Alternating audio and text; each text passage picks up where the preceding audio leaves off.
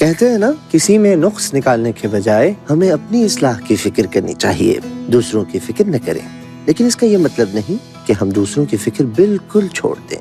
معاشرے کے حالات اور موجودہ دور کے چیلنج کا حل نکالنا، ان کی اصلاح کرنا، امت کا خیر خواہ بننا، یہ بھی دین کا اہم فریضہ ہے۔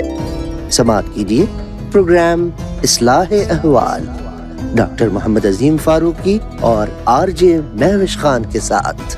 السلام علیکم لسنرز، آپ سن رہے ہیں FM 107 شو ہے یہ اصلاح احوال، اور میں ہوں آپ کے ساتھ آپ کی RJ مہوش خان۔ آج ہم بات کرنے والے ہیں جس ٹاپک پہ، وہ ہے حفظان صحت کے طبی تقاضے اور سیرت نبی صلی اللہ علیہ وسلم سے اس سلسلے میں کیسے رہنمائی ممکن ہے۔ اور ہمارے ساتھ موجود ہیں ہمارے بہت ہی قابل احترام ڈاکٹر محمد عظیم فاروقی صاحب، ان کو کہیں گے ویلکم۔ السلام علیکم۔ وعلیکم السلام ورحمۃ اللہ۔ جی سر، کیسے حال چال ہیں آپ کے؟ اللہ کا شکر، الحمدللہ، کرم اس کا ہر اعتبار سے، اور ماہ شام کے حسنات و برکات سے اللہ کا شکر ہے ہم سارے مستفید ہو رہے ہیں۔ بالکل جی سر۔ اچھا، آج کا ٹاپک سر حفظان صحت کے حوالے سے ہے، اور یقیناً ہم سبھی سنتے آئے ہیں ہمیشہ سے کہ اگر ہم سیرت کا مطالعہ کریں تو ہمیں یہ سیکھنے کو ملتا ہے کہ کس طرح سے اپنی صحت کا بھی خیال رکھا جا سکتا ہے۔ بہت ساری ایسی سنتیں، تو آج ان کے بارے میں انشاءاللہ تعالی ہم جانیں گے۔ سب سے پہلے تو مجھے بتائیے گا کہ حفظان صحت سے مراد کیا ہے، اور اس کے ساتھ ہی ایک اچھی صحت کے لیے کون سے اہم طبی تقاضے ہیں، تو ان سے برائے کرم آگاہ فرمائیں۔ بسم اللہ الرحمن الرحیم۔ دیکھیں، الحمدللہ اللہ کا لاکھ لاکھ شکر ہے کہ ہم سب اہل ایمان ہیں، اور اللہ کریم نے معاذ اپنے فضل و کرم سے ہمیں یہ بندہ پروری کرتے ہوئے ایمان کی دولت عطا کی، اور بہترین دین اسلام عطا کیا، اور حضور علیہ الصلوۃ والسلام جیسے مرشد رہنما اور نبی آخر الزمان عطا کیے۔ تو حفظان صحت جو ہے، اس کے حوالے سے بھی ہمیں حضور علیہ الصلوۃ والسلام کی سیرت سے ہی رجوع کرنا چاہیے، اس لیے کہ اللہ تعالیٰ نے آپ کی سیرت کو لقد کان لکم فی رسول اللہ اسوۃ حسنہ، کہ آپ کے اسوہ کو ہی اللہ نے اسوہ حسنہ جو ہے وہ قرار دیا۔ اور آپ کی اگر ظاہری حیات مبارکہ ہم دیکھتے ہیں تو آپ انتہائی جفاکش بھی تھے، محنتی بھی تھے، اور یقیناً اللہ نے آپ کو ظاہری حسن بھی عطا فرمایا ہوا تھا، باطنی حسن بھی عطا فرمایا ہوا تھا، اور اس کے علاوہ پھر آپ کی صحت مبارک بھی، آپ نے اپنی عمر مبارک جو ہے وہ اس میں داڑھی شریف میں میرے خیال میں کچھ چند گنتی کے بال تھے، کوئی 9 یا 11 کے قریب، اور سال مبارک میں بھی وہ عمر مبارک کے آخری حصے میں آپ کے یہی کوئی 12-13 صرف سفید بال تھے۔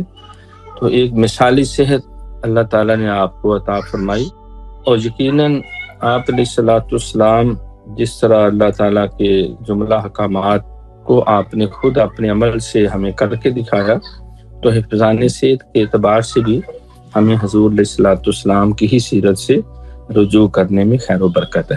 تو جو پہلا سوال پوچھا گیا کہ حفظان صحت سے کیا مراد ہے، اور ایک اچھی صحت کے لیے کون سے اہم طبی تقاضے ہیں، تو حفظان تو لفظ حفظ سے ہے، حفاظت سے ہے، محافظت ہے، یعنی حفاظت کرنا، دھیان رکھنا، سنبھال کے رکھنا، ہر قسم کی ضرر اور نقصان سے محفوظ رکھنا۔ آگے لفظ آ جاتا ہے صحت، تو صحت سے مراد ہے جو انسان کا ایک اللہ تعالیٰ نے جسمانی سٹرکچر بنایا ہے، اور اس کی ایک ورکنگ بنائی ہے، اور ہر جسم کے مختلف اعضاء جو ہیں ان کی جو ایکوریٹ جو ورکنگ ہے، فنکشنز ہے، تو وہ صحیح قائم دائم رہنا۔ آنکھیں ہیں، انسان کے کان ہیں، اس کا ناک ہے، اس کے ہاتھ ہیں، اس کے پاؤں ہیں، اس کے جسم کے اعضاء ہیں، تو سارے جسم کے اعضاء مختلف فنکشنز ادا کرتے ہیں۔ تو جب وہ سارے انسان کے جسم کے اعضاء اپنی صحیح ورکنگ کر رہے ہوں، اور وہ ورکنگ جو ہے وہ مینٹین بھی ہو، تو یہ کہا جاتا ہے کہ یہ شخص جو ہے اس نے اپنے حفظان صحت کے سارے اصولوں کو پیش نظر رکھا ہوا ہے، اور اس کی جو صحت ہے وہ طبی تقاضوں کے عین مطابق ہے، جس کو میڈیکل کہتے ہیں۔ تو نبی علیہ الصلوۃ والسلام کی سیرت جو ہے وہ ہمارے لیے اس میں بھی مشعل راہ ہے کہ آپ علیہ الصلوۃ والسلام کی جو جسمانی صحت ہے وہ بھی قابل رشک تھی، اور اس کے لیے آپ نے بے شمار ہمیں تعلیمات اور ارشادات بھی عنایت فرمائے ہیں. تو انشاءاللہ جو آگے سوالات ہوتے ہیں تو اس کے مطابق انشاءاللہ ہم ان کا جائزہ لیتے ہیں. جی سر. اچھا، تو اس میں جو ہے میں یہ جاننا چاہوں گی کہ اگر سیرت طیبہ کا ہم مطالعہ کرتے ہیں، اس کو دیکھتے ہیں، تو ایک مثالی صحت کے حصول کے لیے کیا رہنمائی ملتی ہے، اور قرآن و حدیث کی روشنی میں اس کو آگاہ کریں. پھر ہمیں وہی بات قرآن و سنت سے ہی رجوع کرنا ہے. قرآن مقدس میں اللہ تعالیٰ نے جو اہل ایمان ہیں ان کی جہاں روحانی صحت کے لیے ایمان کی دولت ہے، قلبی تطہیر کے لیے جو ہے وہ اللہ نے اپنا ذکر دیا، اور حسد، کینہ، لالچ، تکبر، اور جو قلب اور روح کے اندر جو منافقت اور شرک اور کفر اور برے جو وسوسات اور خیالات ہیں ان سے بچنے کے لیے ہماری پوری رہنمائی کی. تو وہ چیزیں جو انسان کی جسمانی صحت جو ہے اس کو متاثر کرتی ہیں، اس کے لیے بھی رہنمائی فرمائی. تو جس طرح حضرت طالوت علیہ السلام کو جب بنی اسرائیل کا نبی بنایا گیا اور ان کی ڈیوٹی لگی کہ آپ ان کو کہر مذلت سے نکالیں اور اس ذلت اور رسوائی و دوربت علیہم الذلت والمسکنہ کی کیفیت سے باہر نکالیں. تو اس پہ پھر بنی اسرائیل کے بعض بڑے بڑے سرداروں نے اعتراض کیا کہ یا اللہ، اس کے پاس تو زیادہ دولت بھی نہیں ہے، اور نہ اس کے کوئی زیادہ بیٹے ہیں، اور نہ کوئی اس کا بہت بڑا قبیلہ ہے، نہ کوئی ایسے مال اسباب ہے اس کے پاس، تو اس کو ہمارا لیڈر کیسے بنا دیا گیا؟ تو پھر اللہ کریم نے فرمایا کہ وَزَادَهُ بَسْطًا فِي الْعِلْمِ وَالْجِسْمِ. بھائی بات یہ ہے کہ اس کو اس لیے لیڈر بنایا گیا کہ اس کو اللہ نے زیادہ وسعت عطا کی ہے، بہتری عطا کی ہے، اس کو علم میں بھی اور جسم میں بھی. کیونکہ علم کا بہتر ہونا اور جسم کا توانا ہونا اللہ کے نزدیک یہ معیار ہے. کیونکہ جو لیڈر ہوگا، جو امیر ہوگا، جو سپہ سالار ہوگا، رہنما ہوگا، اگر وہ بیچارہ بیمار ہے اور اس کو مختلف جسمانی عارضے لاحق ہیں تو وہ ظاہر ہے ایفیشینٹلی وہ اپنی ڈیوٹی ادا ہی نہیں کر سکتا. اور اگر علم اس کے پاس نہیں تو وہ کیسے انتظام و انصرام کرے گا؟ اور وہ تہذیب اور وہ تمدن، وہ ثقافت اور وہ علم، وہ حکمت، وہ دانائی، وہ ساری تو علم کی مرہون منت ہے. اور باقی اپنے فرائض ایفیشینٹلی ادا کرنا، مثلا اگر مسلمان ہے، بندہ روزے رکھتا ہے، حج کرتا ہے، زکوٰۃ دیتا ہے، جہاد کرتا ہے، نمازیں پڑھتا ہے، اور ہر قدم پہ جو ہے وہ ایک رول ماڈل بنتا ہے. تو اگر وہ بیچارہ معذور ہے، بیمار ہے، لاچار ہے، تو وہ پھر ایفیشینٹلی وہ امور خیر نہ کر سکتا ہے اور نہ اس طرح دوسروں سے کام لے سکتا ہے. تو اس لیے اس کو بنایا گیا. پھر ایک اور جگہ یوں ارشاد ہوا کلوا واشربوا ولا تسرفوا. اب یہ براہ راست حفظان صحت کے لیے جو ہے وہ خوراک ایک بنیادی عمل ہے. انسان جو ہے یہ جو اس کے جسمانی تقاضے ہیں تو ان کو انسان خوراک سے پورا کرتا ہے. عقل کے لیے جو ہے وہ دلیل ہے، علم ہے، اور جسم کی ضرورت جو ہے یہ آب و دانہ ہے. تو اللہ تعالیٰ نے بے شمار چیزیں پیدا کی انسان کے لیے. هو الذی خلق لکم ما فی الارض جميعا. وہ ذات جس نے بے شمار جو ہے وہ سارا کچھ، نہ تو زمین کے لیے ہے، نہ آسمان کے لیے، جہاں ہے تیرے لیے، تو نہیں جہاں کے لیے. اور یہ بھی فرمایا کہ الذی جعل لکم الارض فراشا والسماء بناء وانزل من السماء ماء فاخرج به من الثمرات رزقا لکم. تو اللہ نے یہ رزق کے بہت ساری چیزیں جو پیدا کی. اور وہاں ایک جگہ ذکر ہے بنی اسرائیل نے بھی کہا کہ اے موسیٰ، ہم تو یہ من و سلوا کھا کھا کے کتا گئے ہیں، ہمیں تو ساگ دے، ہمیں ککڑیاں دے، ہم نے دالیں کھانی ہیں، ہم نے جو گیہوں کھانے ہیں، ہم نے جو باقی اجناس ہے وہ کھانی ہیں، یہ بٹیرے اور حلوہ کھا کھا کے ہم کتا گئے. تو معلوم ہوا کہ انسان جو ہے وہ ایک متوازن صحت کے لیے متوازن غذا جو ہے وہ اس کی ضرورت ہے. تو اس کے لیے اصول یہ دیا کلوا واشربوا ولا تسرفوا. تسرفوا بھائی کھاؤ بھی اور پیو بھی، لیکن جو ہے اسراف نہ کرو، یعنی حد سے زیادہ نہ بڑھو، نہ کھانے میں نہ پینے میں. اور حضور علیہ الصلوۃ والسلام نے بھی اس حوالے سے دو ٹوک بات کی کہ ایک توانا، تندرست اور مضبوط جسم والا مومن وہ کمزور اور لاغر مومن سے بہتر ہے، اس لیے کہ وہ زیادہ بہتر طریقے سے وہ اللہ کے بھی حقوق ادا کر سکتا ہے اور اللہ کے مخلوق کے بھی حقوق ادا کر سکتا ہے. اور یہ بھی آپ علیہ الصلوۃ والسلام کے کھانے پینے کی جب بات ہوئی تو اس میں بھی آپ نے دو ٹوک فرمایا کہ دیکھو جب کھاؤ تو اپنے معدے کو 4 حصوں میں تقسیم کرو، 2 حصوں میں خوراک ڈالو، 1 حصے میں لیکوڈ یا پانی وغیرہ وہ ڈالو، اور چوتھا حصہ جو ہے وہ سانس لینے کے لیے خالی چھوڑ دو، اور جب بھوک ہو تب کھاؤ، اور ابھی بھوک باقی ہو تو کھانا چھوڑ دو. تو یہ جو تعلیم ہے، پھر فرمایا کہ کل بے یمین کا وکل مما یلیک. اب کھانے میں کچھ اخلاقی آداب بھی ہوتے ہیں، اس کو بھی نبی پاک صلی اللہ علیہ وسلم نے پیش نظر رکھا، کیونکہ زیادہ تر آپ سمجھتے ہیں کہ بہت ساری جو بیماریاں ہیں یا جسمانی عارضے جو ہیں وہ گندگی اور غلاظت سے بھی پیدا ہوتے ہیں، بد تہذیبی سے بھی پیدا ہوتے ہیں. آپ علیہ الصلوۃ والسلام نے اس کے لیے بھی تفصیلی جو ہے وہ ساتھ رہنمائی فرمائی کہ کھاؤ اپنے دائیں ہاتھ سے اور کھاؤ جو تمہارے سامنے ہے. سامنے سے یہ بھی مراد ہے کہ جو موجود، اور یہ بھی مراد ہے جو اللہ نے تمہیں وسائل دیے ہیں اس پہ تم قناعت کرو، اور دوسروں کی پلیٹوں کی طرف نہ جھانکو یا دوسروں کے گھروں کی طرف نہ جھانکو، کیونکہ قناعت جو ہے کنٹینٹمنٹ از ویلتھ. تو جو تمہارے سامنے ہے cut your coat according to your cloth, یعنی جتنی چادر ہو اتنے پاؤں بچھائے جائیں.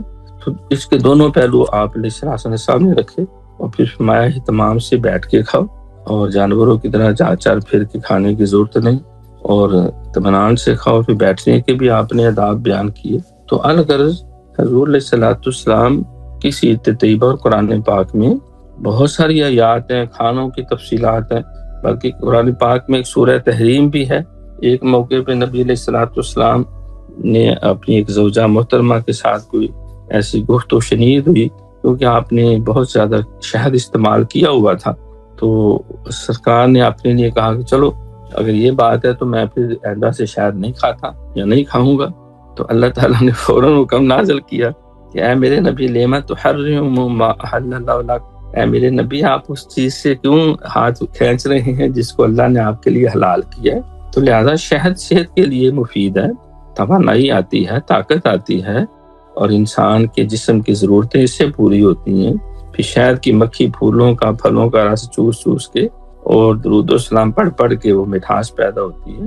تو آپ صلی اللہ علیہ وسلم نے پھر رجوع کر لیا اور باقاعدہ شہد آپ استعمال فرماتے رہے. تو گویا کہ اللہ تعالیٰ چاہتا ہے کہ جو جسم کے تقاضے ہیں اہل ایمان کے وہ بھی پورے ہونے چاہیے. اگر روح کی توانائی ضروری ہے، اخلاق کی پاکیزگی اور توانائی ضروری ہے، تو جسم کی توانائی اور صحت وہ بھی بہت زیادہ ضروری ہے. بالکل ٹھیک. اچھا لسٹرز، یہاں پہ ہم لے لیتے ہیں ایک بریک کے بعد ہم واپس آتے ہیں. آپ لوگ ہمارے ساتھ ہی رہیے. اصلاح احوال ڈاکٹر محمد عظیم فاروقی اور RJ مہوش خان کے ساتھ. لسٹرز ویلکم بیک. آپ سن رہے ہیں FM 107 قطر. شو ہے یہ اصلاح احوال، اور ہم بات کر رہے ہیں آج حفظان صحت کے جو اصول ہیں ان کے حوالے سے، اور پھر سیرت نبی صلی اللہ علیہ وسلم سے رہنمائی حاصل کر رہے ہیں. تو ڈاکٹر صاحب اگلا سوال یہ ہے کہ بری صحت اور بیماری کے جو اہم حرکات ہیں وہ کیا ہیں اور ان کا تدارک کیسے ممکن ہے؟ بڑا خوبصورت سوال ہے. ویسے تو یہ اطباء کا براہ راست جو ڈاکٹر حضرات ہیں یا نیوٹریشن وغیرہ ہیں، لیکن کیونکہ الحمدللہ اللہ کا شکر ہے ہم نے جو تعلیم حاصل کی اس میں ہم جو M.Ed ہم کرتے ہیں اس میں یہ سارا تفصیل سے یہ سارے چیپٹر پڑھائے جاتے ہیں. کیونکہ بچوں کی جب تعلیم و تربیت کرنی ہوتی ہے تو ان کی جذباتی نرشمنٹ بھی ہوتی ہے، نشو و نما بھی ہوتی ہے، ان کی فکری بھی ہوتی ہے اور ان کے علمی بھی ہوتی ہے، لیکن اس کے ساتھ ساتھ بچوں کی جسمانی نشو و نما وہ بھی ہوتی ہے. اسی لیے تعلیمی اداروں کے اندر جو ہے وہ باقاعدہ فزیکل ایجوکیشن یا فزیکل ٹریننگ یا جو PT کراتے ہیں، ایک باقاعدہ ایک ٹیچر رکھا جاتا ہے جو ان کو ایکسرسائز کراتا ہے اور ساتھ ان کو مختلف گیم جو ہیں ان میں شامل رکھتا ہے. ایتھلیٹ ہوتے ہیں، دوڑے ہوتی ہیں. تو گویا کہ جسمانی صحت جو ہے یہ انسان کی ایک بنیادی ضرورت ہے. تو اچھی صحت جو ہے وہ کسی شاعر نے کہا نا، ہے تندرستی خوشی کی سنہری کلید کہ ہے تندرستوں کو ہر روز عید. تو ہے صحت خوشی کی سنہری کلید. تو صحت جو ہے یہ چابی ہے، کامیابی ہے خوشی کے لیے اور تندرست جو ہوتا ہے انسان توانا ہوتا ہے، اس کے لیے تو ہر دن جو ہے وہ عید کی طرح ہوتا ہے، اور تنگ دستی اگر نہ ہو سالی تو تندرستی ہزار نعمت ہے۔ تو ہیلتھ از ویلتھ یہ جملہ بولا جاتا ہے۔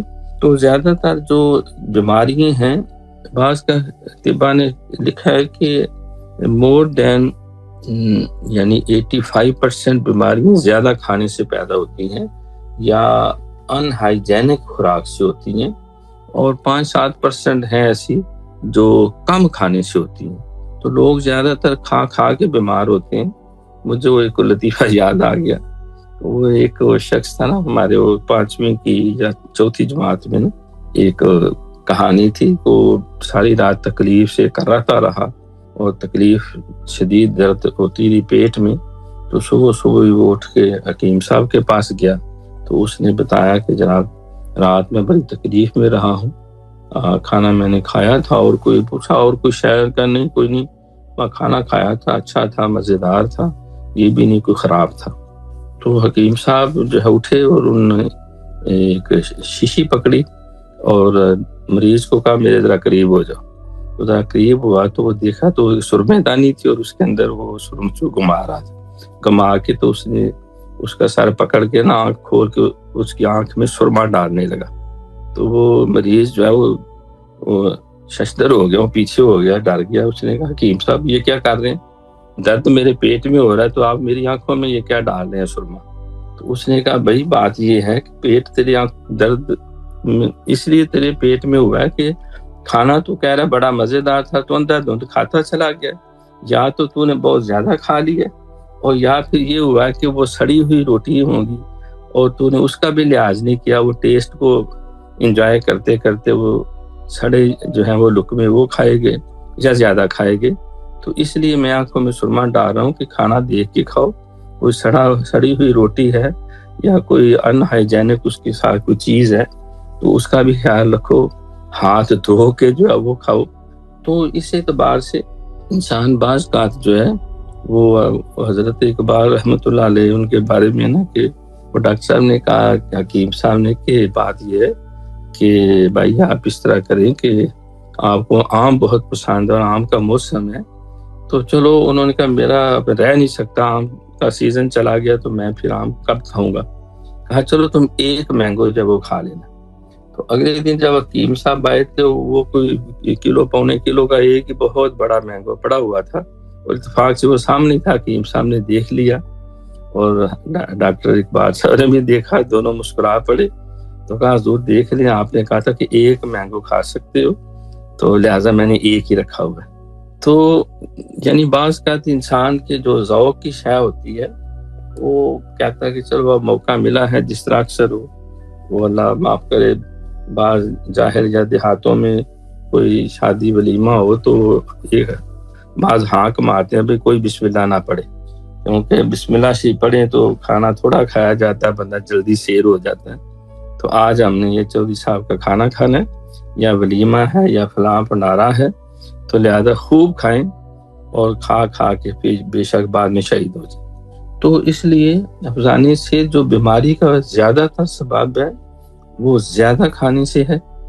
تو نبی علیہ الصلوۃ والسلام نے اس کے لیے ہمیں رہنمائی فرما دی، کیونکہ اکثر ہم بیاہ شادیوں میں ماشاءاللہ آپ بھی جاتے ہوں گے، دیکھتی ہوں گے کہ وہ سمجھا جاتا ہے کہ اب ہم نے یہاں کو 400-500 یا 1000-2000 روپیہ دینے ہی ہیں، تو چلو پھر وہ پلیٹ لیتے ہیں، پلیٹ کے اوپر چاول بھی ڈال دیے، مٹن بھی اور مرغا مسلم وہ بھی رکھ لیا، چٹنی بھی، یہ وہ ہر شے رکھ کے تم ایک ماؤنٹین آف مول ہل والا پورا ایک پہاڑی سٹی سی بنا لیتے، تو پھر چاہے وہ سارا کھایا جائے یا نہ کھایا جائے لیکن وہ بات کا ضائع بھی کر دیتی۔ تو شریعت نے اس سے بھی منع کیا۔ تو بیماری کا مین سبب جو ہے وہ زیادہ کھانا ہے، جو انسان کی طبی ضرورت ہے، جب اس سے زیادہ کھائے گا پھر اس سے بعض کا ہیضہ بھی ہو جاتا ہے، بعض کا بلڈ پریشر کی بیماری میں، پھر پیٹ کی بیماری میں، بعض لوگ جو ان کو ڈائسینٹری کی ہو جاتی۔ تو اس لیے حفظان صحت کے اگر اصولوں کو ہم فالو کریں گے تو پھر ہم بہت ساری بیماریاں جو ہیں ان کا سدباب کر سکتے ہیں۔ پھر سرکار نے فرمایا کہ کھانے جا رہے ہو تو بیٹھ کے کھاؤ، اور پہلے اچھی طرح ہاتھ دھوو اور ہاتھ کہیں خشک نہ کرو، یعنی ہاتھ مستعمل نہ ہو. ہاں جب کھانا کھا لو تو اس کے بعد جب ہاتھ دھو تو پھر ٹاول سے تولیے سے خشک کر لو. تو بعض اس کا بھی نہیں خیال کرتے، اور پھر فرمایا بیٹھ کے کھاؤ اور آرام سے کھاؤ. بہت گرم جو ہے وہ کھانے کی ضرورت نہیں، اس کو ٹھنڈا کرو یا نہیں ٹھنڈا رکھنا چاہیے. ہمارے کو خالو ہوتے تھے تو وہ ابلتی ہوئی چائے جو ہے نا وہ گھر آتے تو کہتے کہ آپا مجھے چائے دو، لیکن وہ چولہے کے پاس ہی بیٹھ جاتے اور ابلتی ہوئی چائے جو ہی وہ دیچکی سے نکالتے تو وہ اسی لمحے جو ہے سیدھی ڈائریکٹ جو ہے وہ معدے میں لے جاتے. یعنی اتنی گرم چائے وہ پیتے، اور پھر اس کے اثرات بعد آئے تو ان کو پھر ایسی بیماری لاحق ہو گئی، جسم جڑنا شروع ہو گیا. تو انسان کو اگر وہ پہلے ہی اعتدال کے ساتھ جو ہے وہ کھانے میں بھی اعتدال رکھے. اب انسان کی متوازن غذا جس طرح ڈاکٹروں نے بتایا ہے کہ انسان لحمیات جو ہے دالیں بھی استعمال کرے، چاول گندم وغیرہ بھی، اور ساتھ اس کے جو ہے وہ یہ نشاستہ دار ہو گئیں. اور چکنائی والی میں وہ مٹن ہے یا بیف کا گوشت ہے یا فش ہے یا پولٹری یا مرغی وغیرہ ہے، اس کا بھی پھر بیماریاں زیادہ تر بعض کا بہت ٹھنڈا کھانے سے یا بہت گرم کھانے سے اس میں اعتدال رکھا جائے. پھر جو بعض کا کولڈ ڈرنکس جو ہے بے تحاشا استعمال کرتے ہیں ہم لوگ، تو وہ بھی گرم کھانا جاتا ہے، اوپر جب ٹھنڈی پیپسی یا کوک ڈالتے ہیں تو اس سے بھی وہ معدہ جو ہے وہ سمجھو اس کی ورکنگ جو ہے وہ متاثر ہوتی ہے. تو بیماری کا بڑا سبب یہ بھی ہے. پھر ایک یہ وجہ بھی ہے کہ بعض لوگوں کو بعض ایسی بیماریاں ہوتی ہیں کہ اس میں پرہیز کا عنصر جو ہے وہ ضروری ہے. مثلا اگر شوگر ہے تو ضروری ہے کہ میٹھے سے پرہیز کریں یا اعتدال کے ساتھ استعمال کریں. یا بلڈ پریشر ہے تو نمک کم استعمال کریں. بعض کو کولیسٹرول ہوتا ہے تو وہ جو چکنائی والی چیزیں ہیں یا گوشت وغیرہ اس میں اعتدال کرنا چاہیے. اور بلکہ ایک دفعہ ڈاکٹر صاحب سے بات ہو رہی، کہہ رہے تھے کہ عید الاضحیٰ کے موقع پہ ہمارے جو ہے وہ تانتا بن جاتا ہے مریضوں کا، اور بہت سارے مریض آتے ہیں. اس کی وجہ یہی ہوتی ہے کہ وہ گوشت وافر مل جاتا ہے، پورا سال ایسا ماحول نہیں بنا ہوتا، تو بے اعتدالی سے کھا کے نا پھر بیمار ہو کے ہمارے پاس آ جاتے. تو اس لیے اس کا سدے باب تو یہی ہے، یہ جتنی بیماریاں جو بے اعتدالی سے کھانے پینے میں جو excess of every things bad, سرکار نے فرمایا کہ خیر الامور اوسطها، کام بہتر ہے جو میانہ روی پہ مبنی ہو. اور آپ نے فرمایا کہ معدے کے 4 حصے بنا کے، بلکہ ایک لطیفہ مشہور ہے، کسی نے دیکھا کہ بندہ کھاتا جا رہا، کہا خواجہ صاحب تھوڑا سا خیال کریں، یہ جتنا زیادہ کھا رہے ہیں پھر بعد میں اس کو ہضم بھی تو کرنا ہے، تو پھر سانس بھی تو لینا ہے. اس نے کہا بھئی بات یہ ہے کہ میں سارا کچھ جو ہے وہ مٹن آج ملا ہے، خوب مٹن کھاتا جا رہا ہوں، اور میں انگلی ڈال کے دیکھا کہ ابھی جگہ ہے اور ڈال رہا ہوں، تو کہا بھی تو سویٹ بھی رہتی ہے. کہتے ہیں بھئی سویٹ جو ہے نا وہ خود بخود ایک لپائی کر دے گی اندر جا کے، اس کے لیے نہیں ٹینشن لینی. تو کہا بھائی جان پانی بھی تو پینا، کرتے پانی اپنی سطح مہار رکھتا ہے تو وہ خود جو ہے اپنی جگہ ڈھونڈ لے گا دائیں میں کونے خدروں میں. تو کہا تھا بھئی سانس بھی تو لینا، کہنا بھئی سانس تو اللہ کی ذمہ داری ہے. اللہ کہتے ہیں جتنے سانس دنیا میں لینے وہ لینے کے بعد بندہ مرے گا تو وہ اللہ تعالیٰ بھیج دے گا. تو یعنی جو میرے بس میں وہ میں کرتا جاتا. تو اس کا پھر اثر جو ہے وہ سائیڈ ایفیکٹ تو پھر آتے ہیں. جب ہم اعتدال سے باہر نکلتے ہیں تو پھر ظاہر ہے جسمانی صحت جو ہے وہ متاثر ہوتی ہے. بالکل تو یہ بڑے مزے کی بات ہے کہ مطلب اگر ایک عام کھانے کو بول رہے تو جتنا کھانا ہے وہ ایک ہی میں بندہ کھا لے، یہ صحیح ہے. مطلب لوگوں نے بھی اپنی جو مطلب کہ جو ہے نا انہوں نے ہر طرح کا نکالا ہوا ہوتا ہے کہ کچھ نہ کچھ ایسی کوئی ٹرک ہوتی ہے کہ جس سے شوق پورا ہو جائے. اجواز اپنا نکال لیتے ہیں نا ہاں کہ بھائی اس میں یہ ہے اس میں وہ ہے. اچھا ایک اور بھی میوش بات یہ ہے عجیب و غریب بھی ہے، وہ بھی حضرت اقبال کی سیرت میں لکھی ہوئی ہے کہ بعض کا انسان جو ہے وہ بعض ایسی چیزیں کھانے والی ہوتی ہے نا وہ ایک نشہ سا بن جاتا ہے اس کے لیے نا. تو ان کا گلا ہو گیا خراب. تو حکیم صاحب نے کہا کہ ڈاکٹر صاحب اب آپ تو دہی کھاتے ہیں بہت زیادہ اور لسی بھی پیتے ہیں پہلوانوں کی طرح، تو آپ تھوڑا سا اس سے پرہیز کریں اور چاولوں سے بھی پرہیز کریں. تو تو اب وہ 2-4 دن گزرے، حکیم صاحب سے پوچھا، کہا نہیں ابھی آپ کا گلا خراب ہے، آپ کو علم ہوگا کہ وہ گلے کے کینسر سے ہی ان کا اس دنیا سے رخصت ہوئے تھے، تو آپ پرہیز کریں۔ اب وہ حکیم نے منع کیا، وہ رہ نہیں سکتے، تو خود بازار گئے اور اچھا سا پٹھ کا گوشت بکرے کا لے کے آئے اور دھا کے بہترین کر کے چاول جو ہے بہترین، جس سے ہمارے یہاں سپر کرنل مشہور ہے، تو چاول لیے اور اپنے ہاتھوں سے بہترین وہ مٹن پلاؤ جو انہیں بڑا پسند تھا وہ لیا، پھر وہاں سے کوئی نیلا گنبد سے جا کے وہاں سے دہی بھی خریدا، دہی لیا اور سارا کچھ لا کے تو دسترخوان پہ رکھ کے، تو نور محمد آپ کا خادم تھا، کہا یا نور محمد ادھر سامنے آؤ اور میرے سامنے بیٹھ کے کھاؤ، جب تم کھاؤ گے تم تو سواد مجھے آ جائے گا۔ تو یعنی تو لطیفہ بھی ہے اس میں، ایک مطلب حکمت اور تعلیم بھی ہے کہ انسان جو ہے نا وہ بعض کا تو ویسے عالم کا شعر، ہاتھوں میں کوئی جنبش نہیں، ہاتھ میں جمے دو، آنکھوں میں تو خم ہے، رہنے دو بساگرو مینا میرے آگے۔ تو بعض کا انسان جو ہے وہ جو اس کی ایک روٹین بن چکی ہوتی ہے کہ وہ نہیں بھی ان چیزوں تک دسترس لے پاتا، لیکن اس کے قرب میں رہنے سے بھی وہ سمجھتا ہے کہ چلو کچھ نہ کچھ میرا گزارا ہو رہا ہے۔ تو اگر انسان اعتدال کے ساتھ چلتا رہے، میں سمجھتا ہوں کہ میوش جو بہت بڑی خرابی ایک یہ جو ظاہر بعض کو علت ہو جاتی ہے، یہ سموکنگ کی جو علت ہے، بعض سموکنگ کرتا اس سے بھی منہ سے بو بھی آتی ہے، پھیپھڑے بھی متاثر ہوتے ہیں۔ اب تو ہر ایک اوپر لکھا ہوتا ہے کہ اسموکنگ از انجریس ٹو ہیلتھ، اور اسی طرح بعض کو وہ نسوار کھانے کی ہوتی ہے، علت ہوتی ہے، بعض کو اللہ معاف فرمائے وہ ڈرنکنگ کی عادت پڑ جاتی ہے۔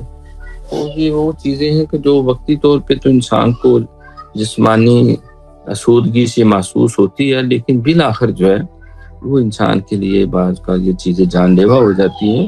تو شریعت محمدی جو ہے وہ اپنے ماننے والوں کو جہاں روحانی ان کی صحت کا محافظ بنا ہوا ہے، امین ہے، تو ان کی جسمانی صحت کو مینٹین رکھنے کے لیے تاکہ وہ زیادہ دیر تک عبادت بھی کر سکیں، جتنی اللہ نے زندگی دی ہے وہ امور خیر کریں، حقوق اللہ ادا کریں، حقوق العباد ادا کریں، اور ایک اچھی مثالی زندگی گزاریں۔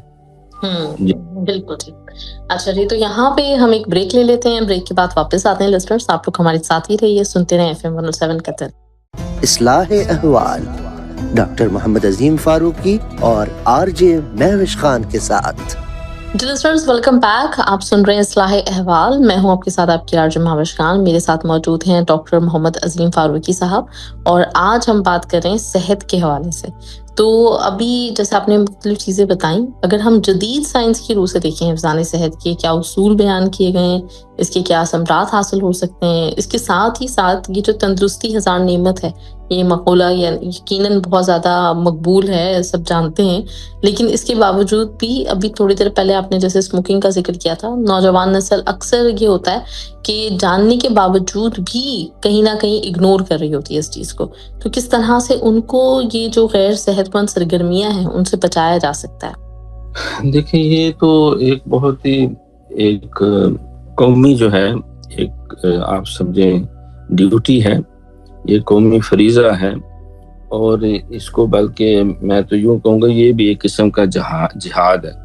تو جہاد جو ہے وہ یقیناً اس کا مطلب ہے رکاوٹیں ہیں، مشکلات ہیں، اور بہت سارے معاندانہ قوتیں بھی ہیں۔ چلو شیطان تو ہے ہی، لیکن بعض انسانوں میں بھی شیطان کے ایجنٹ بن جاتے ہیں، تو وہ اپنے مضمون ٹارگٹس کو اچیو کرنے کے لیے، ہمارے ایک بڑے اچھے دوست ہیں، فیملی ڈاکٹر کی طرح ہے، تو میں نے پوچھا شاہ جی آپ، مجھے پتہ چلا کبھی کبھی سوٹا ساٹا لگا لیتے ہیں، تو کہنے فاروقی صاحب بات یہ ہے کہ اچھے خاندان سے تھا اور پیچھے معاملات بھی معاشی بڑے اچھے تھے، تو جب میڈیکل کالج میں گیا تو وہ کچھ لوگ تھے جو سگریٹ پیتے تھے، انہوں نے کہا بھائی شہیدوں کا بیٹا ہے اور ہے بھی ذرا مال اسباب بھی اچھے ہیں، اس کا کپڑا ٹاکی، اور وہاں سے بڑے دالیں شالیں بھی بن کے آتی ہیں، پنی شنی، تو اب ان سے بھی اپنا کام نکالنا چاہیے۔ تو وہ زبردستی مجھے گھیر گار کے لے گئے، اور بڑا اچھا جو ہے انہوں نے کھانا شانا جو ہے وہ کھلایا اپنے پاس سے، تو بعد میں پھر سوٹا لگانے لگ گئے. تو میں نے کہا نہیں میں نہیں سگریٹ پیتا، یہ تو بہت نقصان ہے. کوئی نہیں یار خیر ہے کچھ نہ، شاہ جی ہمیں ایک سوٹا لگا لو. تو کہتے انہوں نے وہ بس ہمیں ایک آدھ سوٹا لگاتے پھر یعنی انہوں نے مجھ پہ کوئی 10-15 دن جو ہے وہ انویسٹمنٹ کی اور پوری محنت کر کے انہوں نے مجھے جو ہے وہ سموکنگ کی عادت ڈالی، چین سموکر بنا دیا. پھر باقی جو ہے وہ 4-5 سال جو پڑھتے رہے، پھر میں وہ میری ہی جیب سے سگریٹ پیتے رہے. تو بات کرتے اس طرح کے معاشرے میں لوگ ہوتے ہیں جن کا نارکوٹکس کا یا منشیات کا کاروبار ہوتا ہے. وہ نوجوانوں میں یا ایسے لوگ جو ہیں ان کے اندر اس طرح کی برائیوں کو وہ رواج دیتے ہیں تاکہ ان کے پاس پیسہ دھیلا تو ہے، آہستہ آہستہ ان کو نشے کی عادت ڈال دی، بعض اور جو غلط کاریوں کی طرف لے جاتے ہیں. تو جس سے جو ہے وہ ایک نسل پوری جو ہے وہ بری طرح متاثر ہوتی ہے، ایک خاندان متاثر ہوتا ہے. ہمارے وہ گجرانوالہ میں تھا ایک فیملی، تو وہ بیچارہ بہت ازردہ رہتے کرتے، ایک بھائی ہے وہ اللہ جانے کہاں سے اس کو نشہ لگ گیا ہے. تو اب جو ہے وہ کبھی کسی گٹر میں گرا ہوتا ہے، کبھی نالی میں گرا ہوتا ہے، اور لوگ آگے بتاتے ہیں کہ ملک صاحب وہ آپ کا بیٹا جو ہے نا وہ ادھر گٹر کے پاس گرا ہوا ہے اور اس کے منہ میں گند لگا. تو وہ ہم سارے اتنے شرمندہ ہوتے ہیں، بہنیں بیچاری پریشان، ماں باپ پریشان. تو اس لیے ہمیں کیا کہتے ہیں نپ دا ایول ان دا بڈ، برائی کو جڑ سے اکھیڑ دینا چاہیے. انتظار نہیں کرنا چاہیے کہ یہ پنپ جائے اور جڑ پکڑ جائے. تو پھر جو ہے وہ چھوٹے سے پودے کو اکھاڑنا آسان ہے، لیکن جب وہ تباہ نہ ہو کے بڑی اونچی شاخیں دے جاتا ہے تو پھر اس کو جو ہے وہ باز کا مشکل ہو جاتا ہے. تو اس لیے شریعت نے یہ بات بتائی، نبی علیہ السلام نے کہ بچہ 7 سال کا ہو اس کو نماز سکھاؤ، اور جب 10 سال کا ہو جائے تو اس کو اپنے ساتھ نماز پڑھاؤ. اور ایک روایت میں 12 سال کا ہو جائے تو اگر غفلت کرے تو بے شک اس کو تھوڑی سی سرزنش بھی کرو. تو یعنی اکرموا اولادکم واصلحوا رحالہم، اپنے بچوں کو ضرور عزت دو، لیکن ان کے کردار اور اخلاق کی اصلاح کرنا بھی تمہارا فرض ہے. قوا انفسکم واہلیکم نارا، قرآن میں بھی حکم ہے کہ اپنے آپ کو اپنی آل اولاد کو جہنم کی آگ سے بچاؤ. جہنم کی آگ سے تو تب بچیں گے جب دنیا کی آگ سے بچیں گے. یہ نشہ دنیا کی آگ ہے، یہ سموکنگ جو ہے اور اس طرح کی جو بے اعتدالیاں ہیں، جو جدید طریقے جو ہے وہ بعض شیشہ پینا شروع کر دیتے ہیں، بعض راکٹ کھانے لگ جاتے ہیں. بلکہ ہمارے کچھ جاننے والے تھے کہتے تھے بھائی جو ہے وہ اور کچھ نہیں ہوتا، وہ ایک سیرپ ہے، پتہ نہیں اس میں کوئی نشہ ہوتا ہے، وہ پوری ایک دن میں 6 شیشیاں جو ہے وہ کف سیرپ کی پی جاتا ہے، تو وہ اس سے وہ اپنا گویا کہ نشہ پورا کرتا. تو یہ ماں باپ کی یہ پہلی ڈیوٹی ماں باپ کی ہے، وہ اپنے بچوں کے معاملات پہ نظر رکھیں. سرکار نے فرمایا بے شک کھانے کو سونے کے نوالے دو، لیکن اس کی تربیت کے لیے شیر کی آنکھ سے دیکھو، کیونکہ معاشرے کے اندر ہر طرح کے لوگ ہوتے ہیں، ہر طرح کے قوتیں ہیں، شیطانی قوت، اور کوئی نہیں تو انسان کے اپنے اندر بھی ہوتی ہیں. آج کل تو اور بھی بہت مشکل ہو گیا، یہ موبائل کی بیماری جو ہے یار جیب کے اندر ہے، انٹرنیٹ ہے، اس میں اچھی بری سب ہر قسم کی ویب سائٹس ہے. تو بندہ کتنا کو ماں اولاد کے اوپر جو ہے وہ منکر نکیر بن سکتا ہے. تو اس اعتبار سے ہمیں اپنے ماحول کو پاکیزہ بنانے کی کوشش کریں. میں اکثر عرض کیا کرتا ہوں اگر ماں باپ چاہتے ہیں کہ ہمارا گھر پاک صاف ہو جائے تو وہ اپنے آپ کو پاک صاف کر لیں، جسر کو پاک کریں. سب سے پہلے خود پاک صاف رہیں، خود اپنا بستر کمرہ ہر شے صاف رکھیں، اور خود جو ہے وہ 5 وقت نماز ادا کریں، وہ قرآن پاک کی تلاوت کریں، وہ اپنا ذکر اذکار، اور نیک لوگوں کو اپنے گھر میں لائیں، اور نیک مجلسوں میں خود بھی جائیں، بچوں کو بھی لے کے جائیں. اسی لیے فرمایا بھی مسجد میں جاؤ تو بچوں کو لے کے جاؤ ساتھ. حضور کے دور میں بعد میں بھی خواتین بھی مسجد میں جاتی تھی. تو مقصد یہ ہے کہ وہ برائیوں کے اڈوں کی طرف جانے کی بجائے، کیونکہ جو نیک مجلس ہے man is known by the company keeps, یہ تو بات مشہور ہے. اور سرکار نے فرمایا کہ انسان اپنے جو ہے وہ صحبت و مجلس سے، دوستوں سے پہچانا جاتا ہے. کسی کو دوست بنانا ہو تو 100 دفعہ فرمایا غور کرو، کیونکہ جب دوست بن جائے گا، اگر انسان جوا نہ بھی کھیلے تو جواریوں کے پاس بیٹھنے سے وہ چھاپا پڑے گا تو جواریوں کے ساتھ لے جائیں گے پکڑ کے.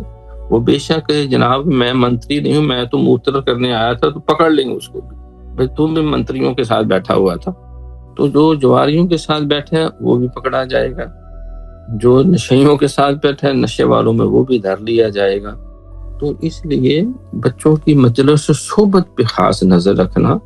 پھر آج کل ایک اور بہت بڑا یہ فتنہ ہے، اب کیا کریں، جو انسان کو بات کرنی پڑ جاتی ہے کہ بعض لوگ اپنی بچیوں کا بڑی محبت پیار سے بیاہ کرتے ہیں، اور پتہ چلتا ہے وہ لڑکا تو بیمار ہے، پتہ چلتا کیا بیماری ہے، اس کو تو نشے کی بیماری ہے، اس کو تو شراب نوشی کی بیماری ہے، اس کو تو سگریٹ پینے کی بیماری ہے۔ ہماری بہت اچھی ڈاکٹر صاحب آتی ڈبل FCPS تھی بیچاری، لیکن وہ بظاہر انہوں نے دیکھا بڑا مال ہے، بڑا سباب ہے، بہت بڑا سرجن ہے، تو اب وہ جب سارا کچھ ہوا تو پتہ چلا کہ وہ تو بہت زیادہ کمی ہے اور وہ ڈیڈ قسم کا ڈرنکر۔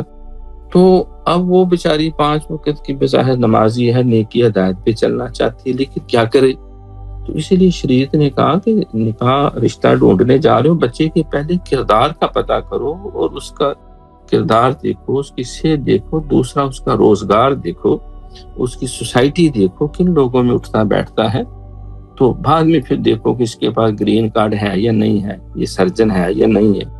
ہم نے جو معیار بنا لیتے ہیں تو وہ بعض کا تو وہ بچی بیچاری رڑ جاتی ہیں معاشرے میں۔ تو حفظان صحت جو ہے اس میں بہت سارا جو رول ہے، جو نوجوانوں کی صحت کا خیال، وہ ماں باپ کی ذمہ داری، پھر اساتذہ کی بھی ہے۔ اساتذہ کو بھی اچھا تعلیمی اداروں میں لکھا ہے کہ ہر قسم کی سگریٹ نوشی منع ہے، لیکن بہرحال پھر بھی جن کو تھوڑی سی علت ہوتی ہے وہ دائیں بائیں نکل کے وہ اپنا نشہ پورا کر آتے ہیں۔ تو استاد اس لیے اپنے معاملات کو کنٹرول کریں کہ بچے اس کو پریسیڈنٹ بنائیں گے، ایک رول ماڈل بنائیں گے۔ پھر علماء جو ہیں ان کی بھی ذمہ داری ہے وہ ایسے موضوعات پہ گفتگو کریں اور وہ ذاتی طور پہ بچوں کے ساتھ پیار کریں، نوجوانوں کے ساتھ۔ ہمیں یاد ہے ہم نے فرسٹ ایئر یا سیکنڈ ایئر میں تھا، اللہ نے حضرت صاحب کی نیک لوگوں کی سنگت صحبت دے دی اور پتہ ہی نہیں چلا کہ جوانی کیسے گزر گئی۔ انہوں نے اپنے ہی کاموں میں، پڑھنے پڑھانے میں، ذکر اسی میں لگائے رکھا۔ تو اگر علماء اور مشائخ اپنا رول ادا کرے، اساتذہ کریں، ماں باپ بھی دھیان رکھیں۔ والد صاحب رحمۃ اللہ علیہ تھے، وہ گھر میں آتے تو ہر شے یوں کنٹرول ہو جاتی تھی جیسے کوئی بندہ ادھر ادھر نہیں ہو سکتا۔ یعنی انہوں نے ایک بہت ہماری ضروریات کا بھی خیال رکھتے تھے، لیکن روب دبدبا اتنا تھا کہ کسی کو پنجابی میں کچھ کر نہیں سکتا تھا، ان کے آگے آنکھ اونچی کر کے نہیں بات کرتے تھے، حالانکہ بہت محبت کرتے تھے، جو کچھ ہم مانگتے تھے ہمیں لا کے دیتے، لیکن یہ تعلیم و تربیت کے معاملے میں وہ کمپرومائز نہیں کرتے تھے۔ تو پھر میڈیا جو ہے وہ بھی کوشش کرے کہ وہ حفظان صحت کے پروگرام لگائیں، ایسے ڈرامے دکھائے جائیں، ایسی ڈاکومنٹری دی جائیں، تو یہ تندرستی ہزار نعمت ہے، جو ہیلتھ از ویلتھ جو ہے، early to bed early to rise make a man healthy wealthy and wise, یعنی جلدی سونا صبح جلدی اٹھنا بندے کو تندرست و توانا بناتا ہے۔ اب یہ بھی ایک ایسی سمجھے ایک قومی روگ بن چکا ہے کہ ساری رات جاگنا ہے اور سارا دن پھر سوئے رہنا، تو اس سے بھی یقیناً صحت متاثر ہوتی ہے۔ میں اس میں ایک ذاتی تجربہ بھی آپ کو عرض کرنا چاہوں گا۔ میں نے اپنے حضرت سے پوچھا، حضور کہتے ہیں جسم کا بھی حق ہے، نیند پوری کرنا بھی ضروری ہے، تو ڈاکٹروں کا خیال ہے کہ کوئی کہتا ہے 6 گھنٹے، کوئی کہتا ہے 8 گھنٹے، کوئی کہتا ہے 10 گھنٹے۔ تو آپ فرما رہے ہیں کہ بیٹا میں نے بھی بڑا غور کیا ہے، میرے بھی کہہ رہے تھے اس وقت ان کی 60 سال عمر تھی، تو بندے کی ایکچوئل جو ریکوائرمنٹ ہے نا باڈی کی، نیند کی جو ہے 24 گھنٹے میں ان کے بقول وہ 2.25 سے 2.5 گھنٹے ہے بس۔ یہ باقی ہم نے سارا جو ہے وہ لڑائی اور لسی کہتے جتنی مرضی بڑھا لو، تو یہ ہم نے اپنے اوپر نیندوں کو مسلط کیا ہوا ہے کہ ہم تھکاوٹ اتارنے کے لیے سو جاتے ہیں، سو کے تھک جاتے ہیں، پھر وہ تھکاوٹ اتارنے کے پھر سو جاتے ہیں۔ تو فرماتے ہیں جسم بیٹا اگر توانا ہو یہ بیمار ہونے کی علامت۔ تندرست جو جسم ہے، جو کثرتی جسم ہے، جو واک کرتے ہیں، جو جوگنگ کرتے ہیں، ایکسرسائز کرتے ہیں اور اپنے کھانے پینے میں اعتدال رکھتے ہیں، تو وہ 2.25 سے 2.5 گھنٹے مور دین سفیشینٹ۔ آدھا گھنٹہ جو ہے وہ کیلولے کا اور 2 گھنٹے 2.25 گھنٹے رات کے بمشکل جو ہے۔ تو میں پھر بہرحال کوشش تو کی، تو محسوس یہ ہوا کہ میں نے اس دوران پھر ایکسرسائزیں شروع کر دی، جس طرح انہوں نے بتایا، اپنے خوراک کو کنٹرول کیا، تو 24 گھنٹے میں سے 18 گھنٹے بھی لگاتار کام کر کے مجھے کوئی تھکاوٹ، کہتے ہیں نہ تھکنا نہ چکنا نہ آکنا، تو تھکاوٹ نہ ذہنی نہ جسمانی دے۔ سیدہ بی بی فاطمہ سلام اللہ علیہ سرکار کو عرض کی نا، حضور مجھے کوئی خادمہ دیں، فرمایا تم اس کے بجائے ذکر زیادہ کرو، سبحان اللہ، الحمدللہ، اللہ اکبر پڑھو، انشاءاللہ سارے کام بھی ہو جائیں گے، اور یوں لگے گا فرشتے کر گئے، اور تھکاوٹ بھی نہیں ہوگی، نہ ذہنی نہ جسمانی نہ ظاہری نہ باطنی۔ تو انسان اگر اللہ کے قریب ہو، کم کھانے کی اور معقول کھانے کی عادت ڈالے۔ سرکار بعض کا کھجور کھاتے تو ساتھ خربوزہ ملا لیتے، یعنی خربوزے کی کاش ایک لیتے، کھجور ملا کے کھاتے، فرماتے اس کی تاثیر گرم ہے اور اس کی ٹھنڈی ہے، دونوں مل جائیں گی، اور وہ جسم کے اندر جو ہے وہ اعتدال قائم ہوگا۔ تو انشاءاللہ اگر ہم سرکار کی سیرت کے اس پہلو کو، طب نبوی بکس مل جاتی ہیں، اگر ایک دفعہ زندگی میں نظر سے گزار لیں، اور کچھ چیزیں جو ہم سے ریلیونٹ ہیں ان کو اگر ہائی لائٹ کر لیں کہ بھئی ان چیزوں کا ہم نے خیال رکھنا ہے، مسواک کرنی ہے، برش صحیح کرنا ہے، بسم اللہ شریف ہاتھ دھو کے کھانا شروع کرنا ہے، بسم اللہ شریف پڑھ کے کھانا ہے، اچھی طرح چبا کے کھانا ہے، اٹھ کے پھر دعا بھی مانگنی ہے، اور میں بس جگہ جگہ چرتے نہیں رہنا، جب طلب ہو تو تب کھانا ہے، تو انشاءاللہ ہم بھی اسودہ رہیں گے، اور اگر بچوں کو ہم اس شیڈول کے ساتھ ساتھ لے کے چلنے کی کوشش کریں گے، وہ بھی توانا ہوں گے، اور ان کی توانائی سے پورا معاشرہ توانا ہوگا، اور یقیناً پھر ہے صحت خوشی کی سنہری کلید کہ ہے تندرستوں کو ہر روز عید، یہ سما بنے گا انشاءاللہ۔ ماشاءاللہ، زبردست، بہت اعلیٰ۔ تو یہ آج کا حفظان صحت کا شو تھا، اور انشاءاللہ تعالیٰ کل ایک نئے ٹاپک کے ساتھ انشاءاللہ ڈاکٹر صاحب ہم حاضر ہوں گے۔ تو آپ بھی اپنا بہت بہت خیال رکھیے گا، اپنی صحت کا بھی خیال رکھیے گا، انشاءاللہ کل ملتے ہیں۔ بہت شکریہ، جزاک اللہ، اللہ آپ کو خوش رکھے۔ چلو ظاہر ایک دوسرے کی خیر خواہی بھی ضروری ہے نا، یہ نہ ہو کہ قوم کو تو ہم ساری باتیں بتاتے رہے اور خود اس سے جو ہے وہ محروم رہ جائیں۔ اللہ ہمیں بھی توفیق دے، اور ساری قوم کو جو نبی پاک صلی اللہ علیہ وسلم کی صورت ہے، سیرت ہے، تعلیمات، اس کے سانچے میں ڈلنے کی اللہ تعالیٰ پوری امت مسلمان کو بلکہ پوری انسانیت کو توفیق عطا فرمائے۔ بہت بہت شکریہ ڈاکٹر صاحب، انشاءاللہ تعالیٰ کل ملاقات ہوتی ہے، لسنرز آپ سے بھی کل ملاقات ہوتی ہے۔ اپنا آپ لوگ بہت بہت خیال رکھیے گا، ملتے ہیں کل، ہماری طرف سے اللہ حافظ۔